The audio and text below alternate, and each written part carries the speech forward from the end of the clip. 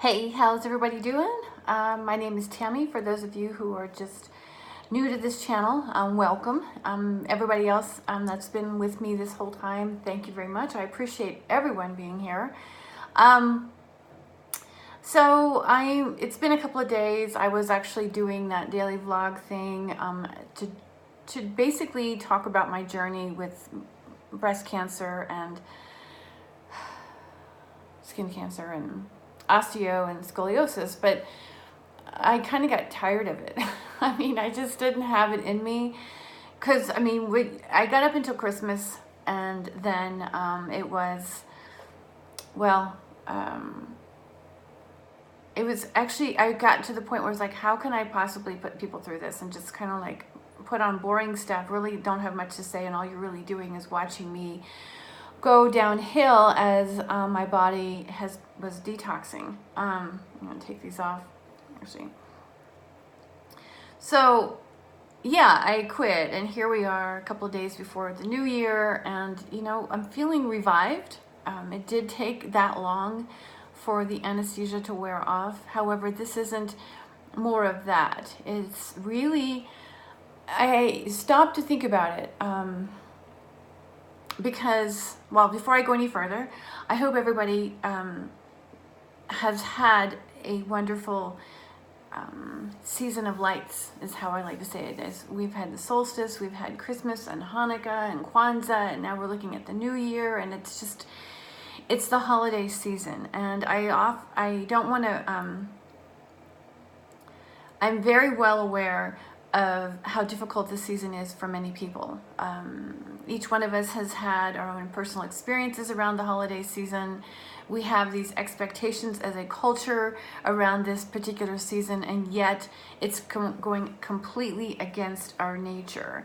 And by that I mean it's cyclical, right? So if you are in the northern hemisphere, it's the return of the light. Okay, so we get to the longest night of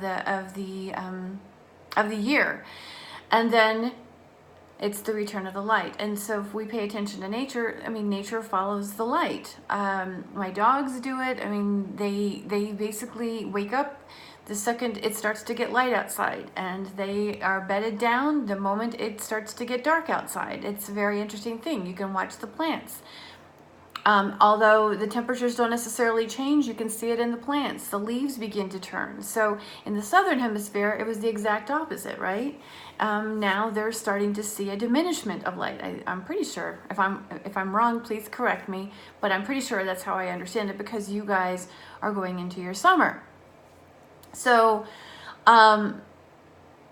yeah, so essentially we have this cycle of life, and as a culture, as I mentioned, we have our tendency is to become more busy.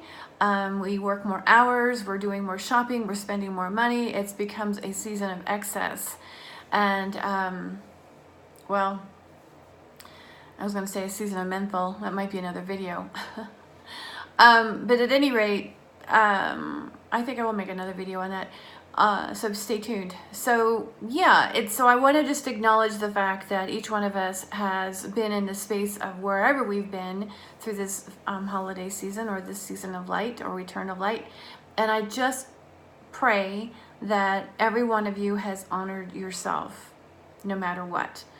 And I think that's the most important component to any aspect of our life, is really being able to honor ourselves. And in my case, I felt like I was almost playing into a belief system. And so I just pulled back for a minute, and I thought, I just don't want to feel like this. This is not how I want to feel. I can talk about this in a way that either elicits sympathy, and who doesn't like a little bit of attention, but that's just not in my nature. My nature is to take something and basically make the best of it, empower it, if you will. And in this case, I was feeling like shit last week. There's no question about it. After that anesthesia on the week before Christmas, and it literally took a week, at least a week, for that to completely exit my body. I just was really struggling. However, that said, and I was sore, but it is what it is, and I am not by any stretch of the imagination disappointed or depressed by the fact that I was diagnosed with breast cancer or skin cancer or any of this. And the truth is, had I not gotten these diagnoses, I would not have been in the position to get to the point of understanding health and wellness and the illusions that we live with versus actual possibility and fact. And vision. And I know that sounds really strange. But the thing is that had I not gone through all of this, had I not even been given the diagnosis, then I would not have pursued the understanding and the knowledge that I have over the last month or so. This is what's actually happened with everybody who's ever come to me for assistance, is whether they have and I prefer that people have a diagnosis, and I'll say more about that in a minute, but when they come to me for the diagnosis, or at least a disclosure of symptoms, I take that and I explore it at the genetic level. And oftentimes I can see things in my mind that it almost reminds me of like one of those sci-fi or any kind of movie where you see the computer images in the ceiling, in the room, in the air, above the desk, right? That's kind of what it feels like inside my mind. I can see the methylation pathway in my head. I can see the genetics in my mind and how it works collectively, synergistically. And so there's a lot of vision. That's the reason I say that. So there's a lot of vision that I have, and then I spend an awful lot of time looking into the components of this and really getting to the bottom of understanding how to best influence this. And so for at least the last 10 years, this is how I've been operating. I've been practicing with oils, or using oils and practicing with them for well over 30 years. And yet it's been the last 10 years that it's really kind of taken this new direction. So if you are here because you love essential oils and you're into aromatherapy, you're on the wrong channel. Yes, I talk about essential oils. Yes, this is based in aromatherapy. However, the modality is aromagenomics. And the reason I say that is because we cannot be practicing with essential oils and the field of aromatherapy as we have historically.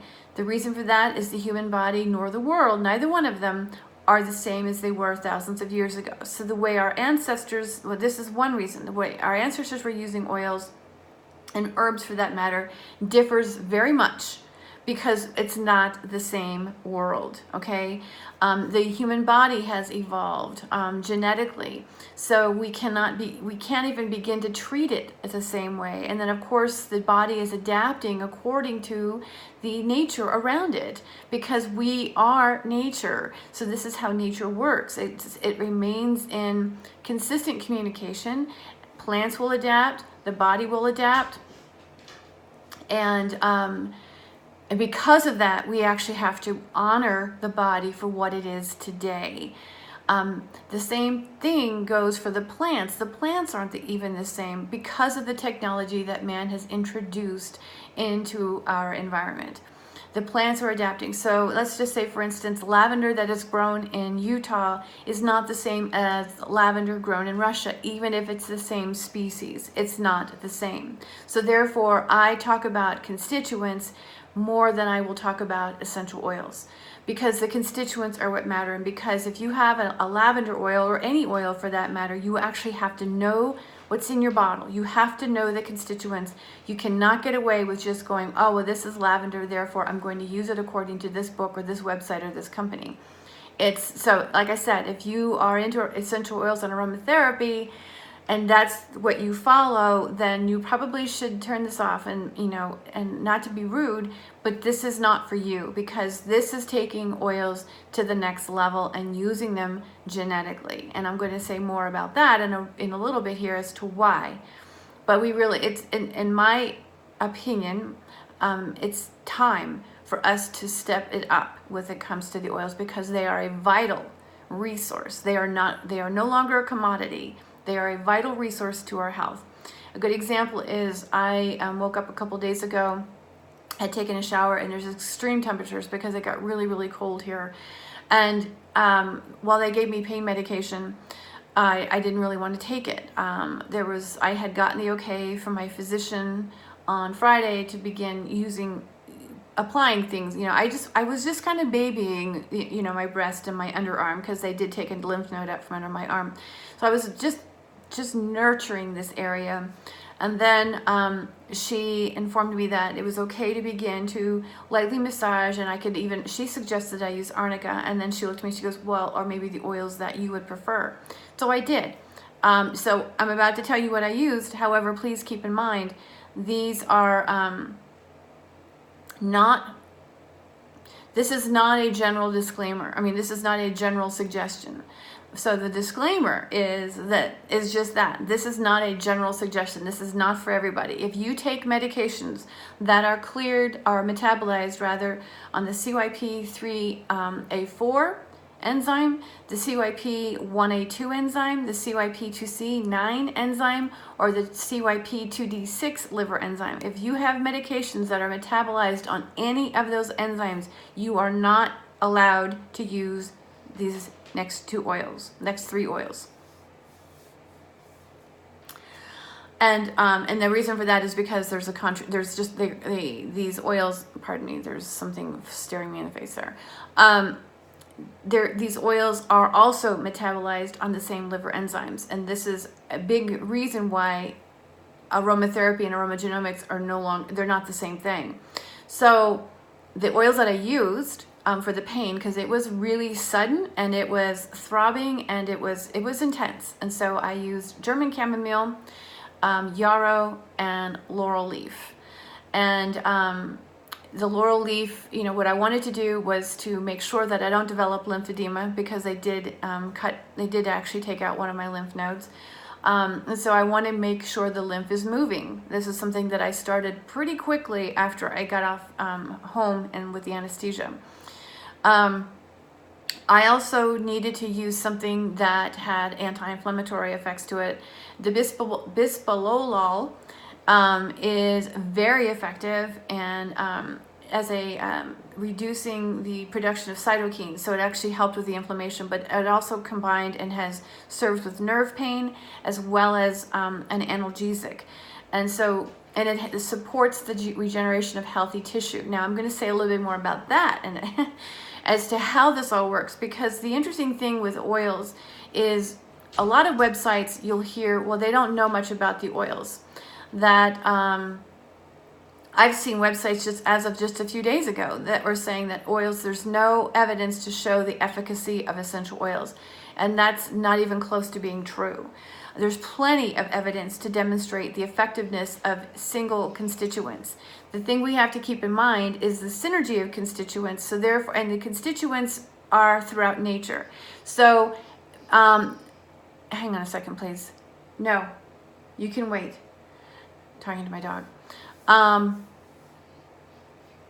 So the thing is like a lot of constituents, a good example is like eucalyptol, or also known as 1,8-cyanol, is found in a number of oils. Okay, so although we can look at the benefit of 1,8-cyanol, it's the way it synergistically works with the rest of the constituents. And so this is a factor when it comes to utilizing oils. And another reason why I'm not going to be suggesting essential oils per se, as much as I really want to help people develop, teach people how to have an understanding of the constituents, because that is where the power comes in. Essential oils have an ability to modify genetic activity.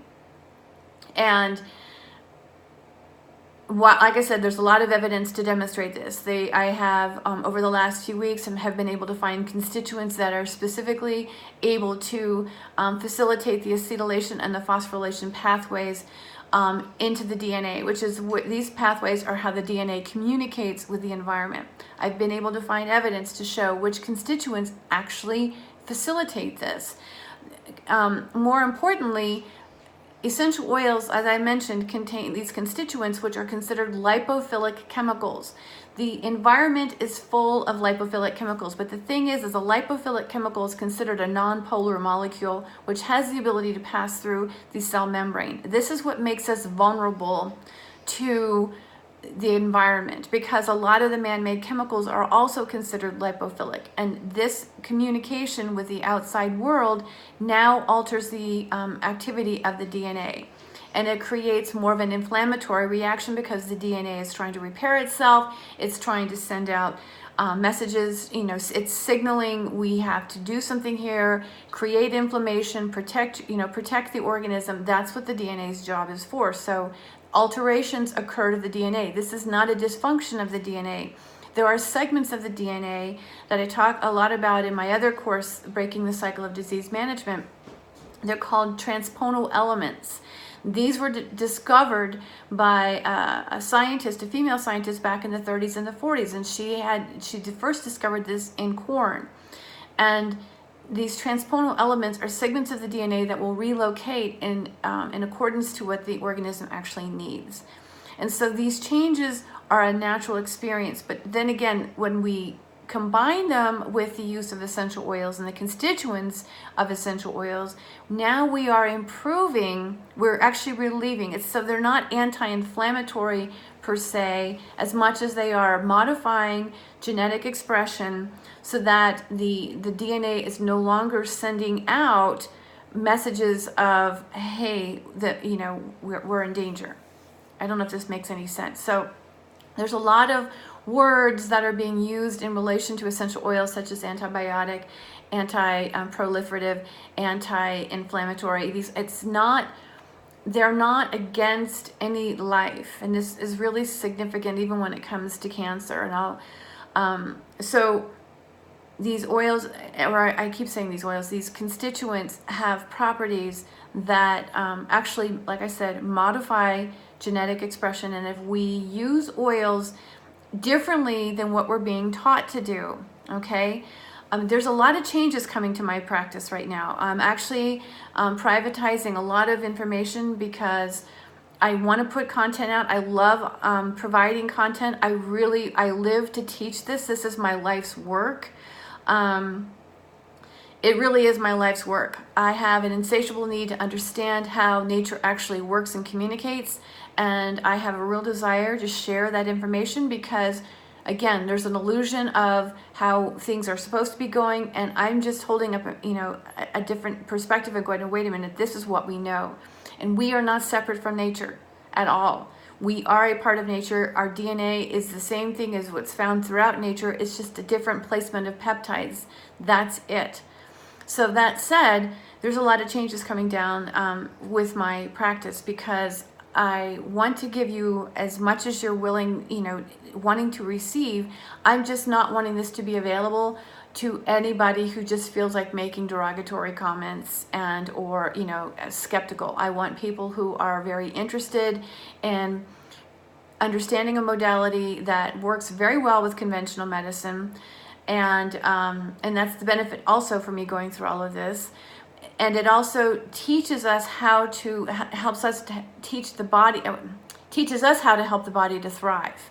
Because that's really what this is, the body is designed to thrive. And currently it's at war with the environment. It's on constant high alert. And like I said, we are producing millions of chemicals, and they're being used in food and clothing and in the air and in the water. I mean, they're everywhere, okay? And these chemicals, a good portion of them are considered lipophilic, and those nonpolar molecules are able to cross the the cell membrane. So constituents in essential oils can also do the same thing. However, the way we're trained as aromatherapist is that you got to dilute them. You've got to be careful of skin sensitivity. Sorry. So you have to really dilute it. I mean, I know, or they're expensive, so you really have to, you want to dilute it. And so, but the thing is like if you dilute it and you take out a single drop from your dilution, right? let's just say it's a 10% dilution, you take out a single drop, you're lucky if you have 1/100th of a drop of an essential oil. That's not going to do any good for you. What we need to be doing is using these oils straight, because I generally put them on my skin neat. I would never use clove or cinnamon, anything like that. There's a few of them that I would put like a coconut oil or an olive oil directly on my skin and then apply an actual full drop of the oil. We need to be getting more in, and here's why. Medications are concentrated dosages of chemicals, okay? They're concentrated and they're targeted. They're not diluting these, and that's just the reason why they're so effective. At the same time, they are very specific in their actions. Therefore, using oils to help round out the body and maintain stability so that the DNA doesn't feel like it has to be on alert, that it actually has the ability to do what it's designed to do, and that is to thrive. It's designed to thrive. It's designed to help you thrive. But if we're taking medications and we're using like 1/10 of a drop of oil, of course we're not going to get that much. Or it's also going to be conflicting with the medications that we're taking, which adds more stress and adds, sends more signals to the DNA that there's more to be concerned about. So upgrading the way we use the oils, and this is one of the things that I'm changing in my practice, is anybody that I blend for gets a straight blend, and you get instructions on how to use it and how to actually, use it directly in your skin. And if for whatever reason you use an oil on your skin and there is sensitivity, there'll be one of two reasons. Either you are, your lymph is significantly backed up or stagnant, and it's coming out, you're detoxing directly through the skin. That's one possibility. The allergy to an essential oil is really not the case. Although it looks like an allergy because it triggered an immune reaction, it's not an allergy. It's actually a detox. And so you want to, I want to say you want to slow down on it. You want to make sure you start drinking lots of water. You want to make sure you start getting some physical activity. You want to make sure that you're actually helping your lymph system move. And also changing a different location. The other reason why you would develop a sensitivity, it's a sign that the oil you're using has been adulterated somehow, which means there's another chemical in there. There's a number of oils that actually get crossed with, like for instance, clove sometimes gets adulterated with a synthetic cinnamon. So you have to know what you have, and it needs to be real and authentic. It needs to be a real essential oil. And I say that again with all due respect, but it's just like with anything these days. If somebody can make money doing something and they can sell it to you cheaply, and I've seen really horrific prices on some oils, they're going to do what they're going to do to make a buck. And while I understand that we all need to make $1, I just don't believe that it's okay. I'm not okay with basically lying to people and taking their money, just because they're trying to tap into a market that is growing. As I said, essential oils to me are not commodities. They are vital resources. They possess some amazing, resourceful constituents. And although there's a lot of people saying there's no scientific evidence to back up the efficacy of these oils, that's completely untrue. Science knows the benefit of a lot of these constituents. They really, really do. And they may not be testing them directly from oils, although they do from time to time. They're testing specific constituents. And this is another reason why understanding the differences between the constituents and how they actually work is something that I want to teach you, or teach whoever is interested. So again, oils have these properties, these noted properties, but the way they are any kind of like antibiotic, it's because they have, it goes back to what I said, the ability to modify, that's my dog's groaning, modify genetic expression. You have to wait a minute. No, go lay down.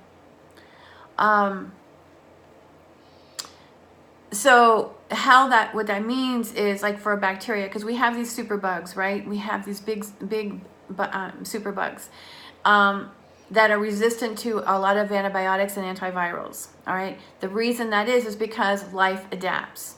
The same thing is being determined with cancer. Cancer is a life form. Although it's a cell, it's a life form. The only difference between a cancer cell and a normal cell is the fact that a normal cell will actually signal atopsis, which means a death. It means it will actually stop regenerating itself. It'll just tell the cell, okay, your time is done, okay? So atopsis is a natural part of life, and a normal cell will signal that. A cancerous cell is overexpressed. The DNA has been altered. The DNA of a cancer cell is the same as the DNA of a normal cell. It's just the genetics of it have been altered in the sense that it's overexpressing in a lot of areas. It's producing, and so it becomes this very prolific cell that is no longer signaling atopsis. The benefit of an essential oil is it goes in there and it modifies the DNA. Okay, it actually has the ability to modify the DNA and reverse some of this and actually slow down the reproduction of cells and begin to signal atopsis. We have been able to demonstrate this time and time again with a number of constituents where atopsis has been signaled. So we know this. Okay, this is how essential oils actually inactivate bacteria, inactivate viruses. They are not killing them. They are actually modifying the DNA so that the DNA can now signal atopsis and it becomes to an end. Okay, in the meantime, they also do have a lot of symptom relief benefits, right? So there's a lot of benefit to using them. The same thing can be said for cancer. Now, I'm not suggesting by any stretch of the imagination that you use essential oils instead of any sort of conventional model. No, not at all.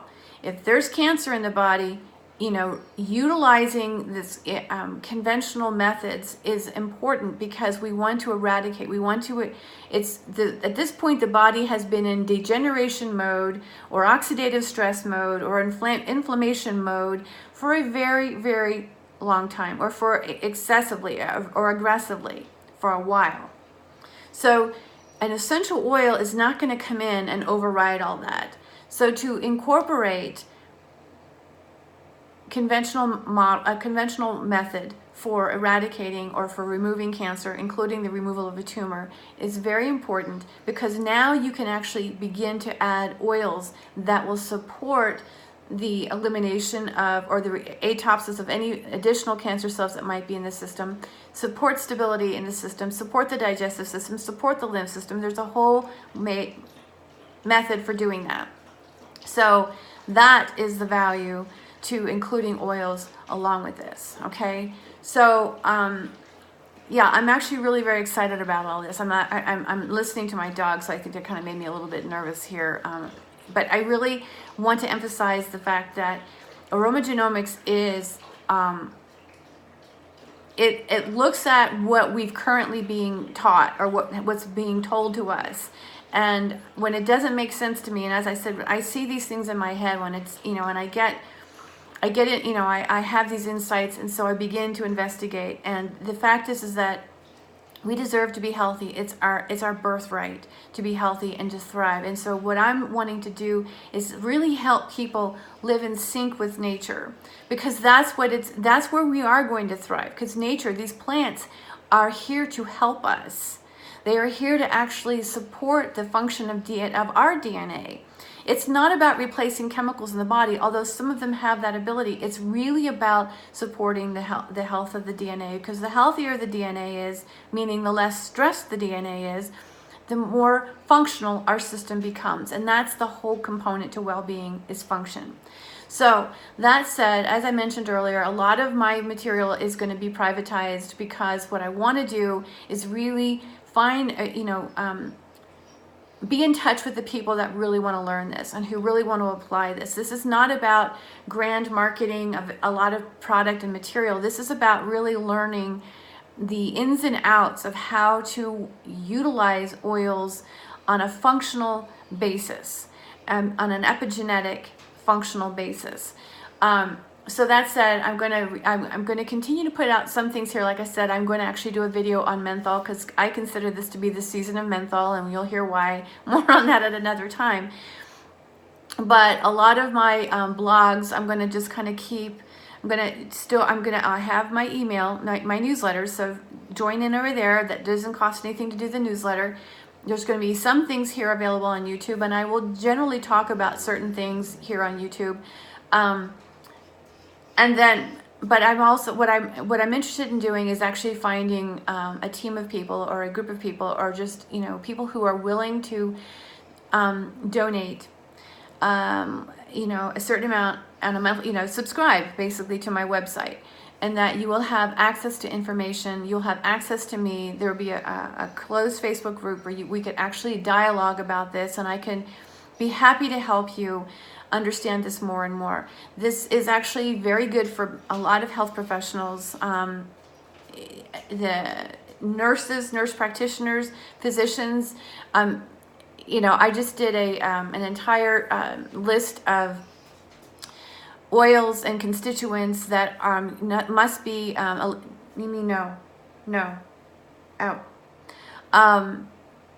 must be avoided at least a week prior to surgery, because they have blood thinning qualities to them, or blood thinning constituents to them, and then I identified the constituents.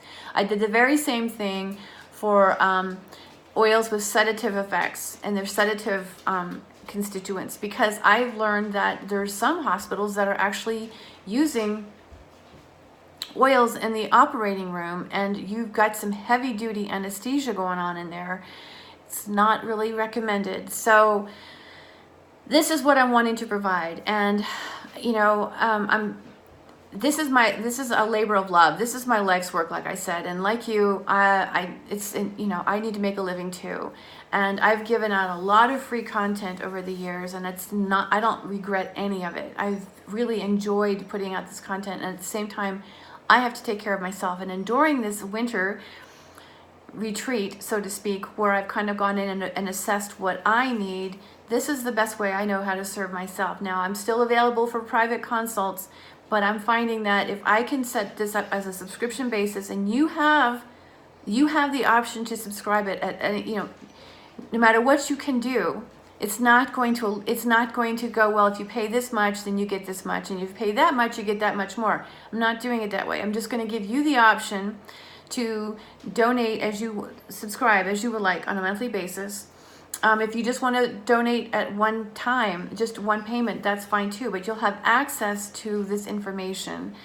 And it's just kind of like equal energy. It's just, I appreciate you guys very, very much. A lot of your questions, you've been a huge impetus for me as far as really looking into this and being able to teach this and share with you and explore this, and really, because I devote many, many hours of research. There's a lot of research that goes into this, and a lot of writing, and a lot of piecing it all together. So when I say writing, it's really about factoring it all together and helping it make sense for you. So that's going to be going on my website here by the first of the year. And so please join my email list if you haven't already. Let me know what questions that you might have, and I invite you to join me on this journey. We've into a new decade. This is the time. The time has come. 2020 and on. It's time to live with truth, and truth is love. It's time to honor the body as opposed to try to be at war or control the body. The body has strong abilities. We're here. My dog's starting to cry. We're here to help it. All right. So thanks very much, you guys. Happy New Year to you. And I will talk with you very soon about menthol.